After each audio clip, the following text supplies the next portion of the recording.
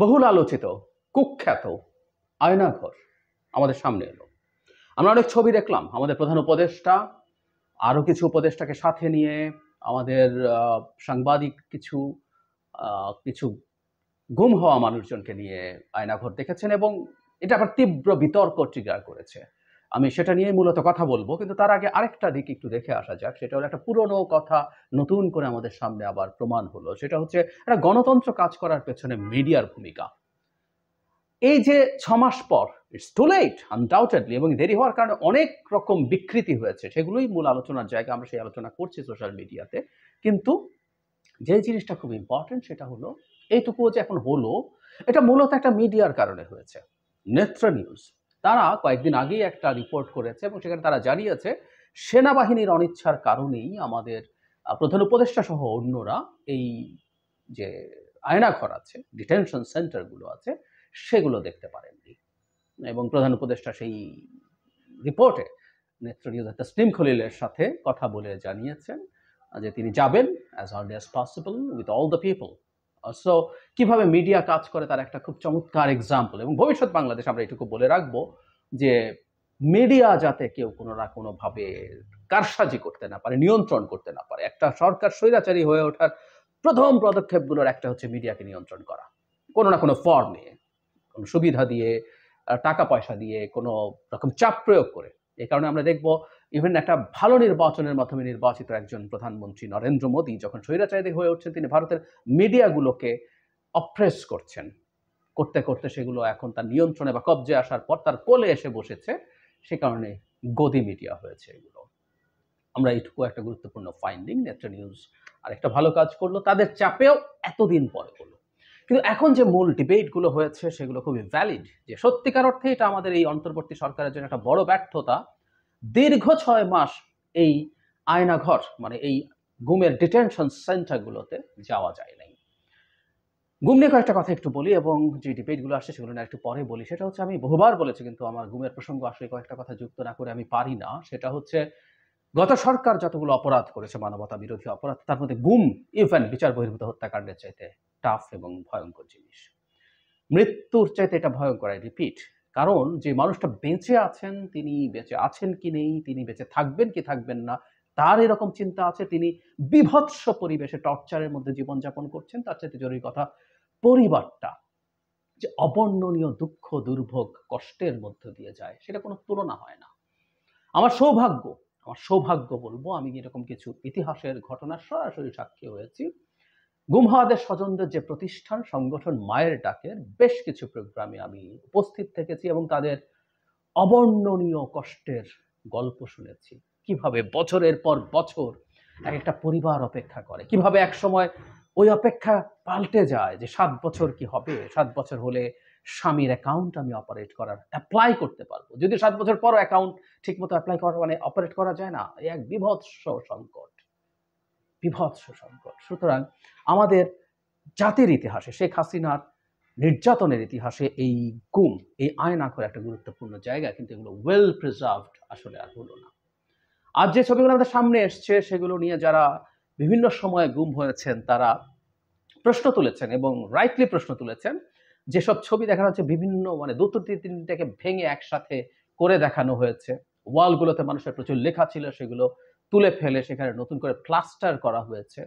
এইরকম নানান কিছু, যদিও এর মধ্যেও বেরিয়ে গেছে একটা দুটো জায়গায় সত্যিকারে গুম হওয়া যে প্রকোষ্ঠগুলো আছে, আয়নাঘরগুলো আছে, সেগুলো কেমন।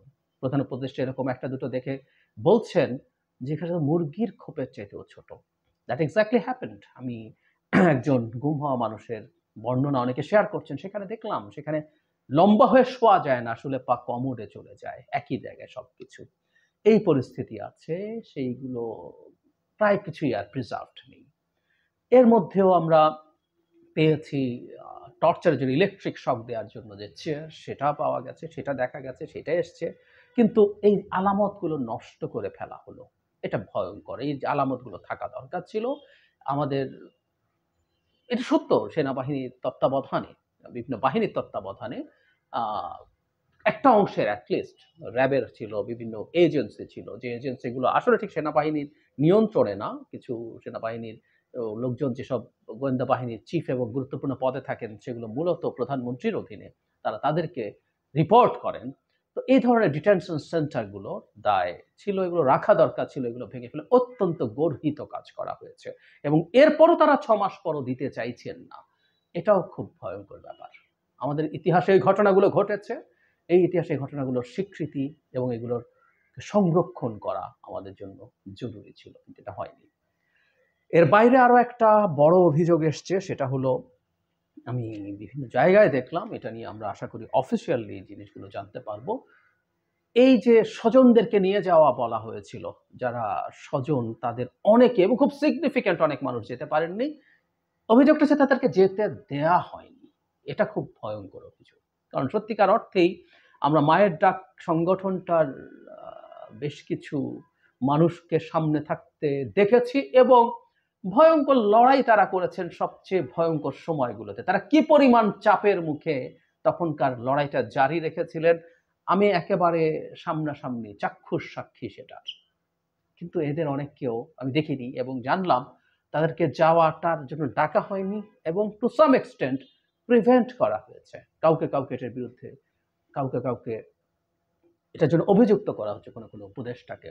আমি জানি না এটা কেন হলো। প্রধান উপদেষ্টার সাথে মায়ের ডাকের প্রতিনিধিরা যাবেন না, এটা হতে পারে না।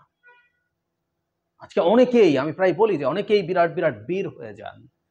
শেখ হাসিনার সময় যারা লড়াই করেছিলেন, কিভাবে লড়াই করেছেন, ওই ইতিহাসটা ভুলতে মনে হয় খুব বেশি লাগবে না। আমি নিজেও খেয়াল করি আসলে ৫ অগাস্টের পর বিরাট বিরাট বিপ্লবীরা হাজির হচ্ছেন, হাজির হয়ে সবকিছু এটা হচ্ছে না, ওটা হচ্ছে না, এটা এভাবে করলে হতে হবে, ওটা ভাবে করতে হবে, এই করতে হবে, সেই করতে হবে, এটা করে দেখিয়েছি, সেটা করে দেখিয়েছি, নানান কথাবার্তা বলেন। আমরা এখানেও কি এরকম একটা চর্চা দেখলাম? যদি এটা হয়ে থাকে এটা খুবই মর্মান্তিক হবে। আমি চাই সরকার তার জায়গা থেকে স্টেটমেন্ট দিক এবং আয়নাঘরের রিকনস্ট্রাকশন করুক। ধরুন একটা রুমের মধ্যে ৩টা বা ২টো এক্সস্ট ফ্যান দেখা যায়, একটা রুমে ২টো এক্সস্ট ফ্যান আয়নাঘরে থাকবে, হতে পারে না। ২টো মানে ওটা ২ রুম ছিল, ওটাকে ১ রুম করে দেখানো হয়েছে। ৩টা এক্সস্ট ফ্যান আছে মানে ওখানে ৩টা ছিল, রুম ভেঙে এখন একটা করে দেখানো হচ্ছে। আরেকটা কথা একটু জরুরি, মানে ভেঙে ওনারা আসলে কি নিশ্চিত করতে চান? আপনি কোনো মানুষকে যদি 5 স্টার হোটেলে নিয়েও ডিটেইন করে রাখেন, আরবিট্রারিলি গুম করে রাখেন, এটা ভয়ঙ্কর মানবাধিকার লঙ্ঘন। Full stop. বাংলাদেশের সংবিধান অনুযায়ী কাউকে আটক করার ২৪ ঘন্টার মধ্যে নিকটস্থ থানায় সোপর্দ করতে হবে, আইনের হাতে তুলে দিতে হবে। সুতরাং কাউকে তুলে নিয়ে গিয়ে যদি যেকোনো বাহিনী, যেকোনো গোয়েন্দা সংস্থা যদি কাউকে তুলে নিয়ে গিয়ে 5 স্টার হোটেলের মতো লাক্সারির মধ্যে রেখে দেয় দিনের পর দিন, মাসের পর মাস, তারপরও ওটা ভয়ঙ্কর অসভ্যতা, ভয়ঙ্কর বর্বরতা। এটুকু বুঝতে পারতে হবে। তো সো ভেঙে তারা কি নিশ্চিত করতে চান আমি জানি না, এটুকু মাথায় রাখতে হবে। সেটা রিকনস্ট্রাক্ট করা হোক, সরকার সেটা রিকনস্ট্রাক্ট করতে হবে এবং সত্যিকার অর্থে প্রকৃতপক্ষে যারা গুম ছিলেন তাদেরকে নিয়ে যাওয়া, এগুলো কেমন ছিল সেইভাবে ঠিকঠাক করতে হবে এবং যারা এই আলামতগুলো ভেঙে এমন করেছে সরকারের উচিত তাদের বিরুদ্ধে ব্যবস্থা নেওয়ার চেষ্টা করা। এই যে ঘটনাগুলো ঘটেছে এগুলো দায় আমরা শেখ হাসিনাকে দিচ্ছি, তার রেজিমকে দিচ্ছি। এগুলো নিয়ে সেনাবাহিনীর লজ্জিত হওয়া উচিত বলে মনে হবে না। তবে এই প্রশ্ন নিশ্চিতভাবেই আসতে পারে। এ ধরনের বেআইনি কাজও আসলে কেউ তার পদে থেকে করতে পারে না। কোনো সরকার যদি বলেও কোনো দায়িত্বে থাকা কেউ বেআইনি কাজ করতে পারে না। এই রাষ্ট্রের প্রত্যেকটা বাহিনী, প্রত্যেকটা এজেন্সি জনগণের টাকায় চলে, রাষ্ট্রের প্রতিষ্ঠান এবং তারা কাজ করবেন সরকারের নির্দেশে, কিন্তু আইনি চৌহদ্দির মধ্যে। সুতরাং যারা যারা এর সাথে জড়িত আছেন এই সব অপরাধের সাথে, সেটা সেনাবাহিনী হোক, পুলিশ হোক, যেখানেই হোক, তাদের বিরুদ্ধে নিশ্চিতভাবে বিচারিক ব্যবস্থা শুরু করতে হবে। আমরা আমাদের এই বীভৎসতম পাপগুলো, অপরাধগুলোর যদি সুরাহা করতে না পারি, এগুলোর যদি বিচার করতে না পারি, আমরা বাংলাদেশে কোনোদিন আসলে আর ন্যায় বিচারের কথা বলতে পারবো না।